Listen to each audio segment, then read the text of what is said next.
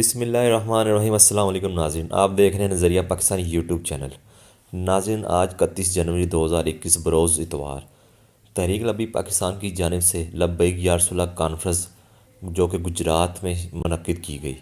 اس میں تحریک لبیک پاکستان کے امیر حافظ سعد حسین رضوی صاحب نے بیان فرمانا تھا، لیکن بیان سے پہلے ایک حیران کن مناظر سامنے آئے جس کہ گجرات کی عوام نے حافظ سعد حسین رضوی صاحب کا اتنا بڑا استقبال کیا کہ ہزاروں کی تعداد میں لوگوں نے ان کا استقبال کیا۔ وہ ویڈیو بھی میں آپ کو دکھاؤں گا، کچھ تصویریں بھی آپ کو دکھاؤں گا کہ جلسے میں اتنی زیادہ عوام آ گئی تھی کہ اس کو دیکھ کے ایجنسیز اور پاکستان کی حکومت پہ خوف طاری ہو گیا۔ اور یہ پیغام اتنے بندے جو اکٹھے ہو رہے ہیں، یہ پیغام ہے حکومت کے لیے کہ 16 فروری سے پہلے فرانس کا سفیر نکال دو، نہیں تو 17 فروری کو تمہاری خیر نہیں ہے۔ لبیک یا رسول اللہ،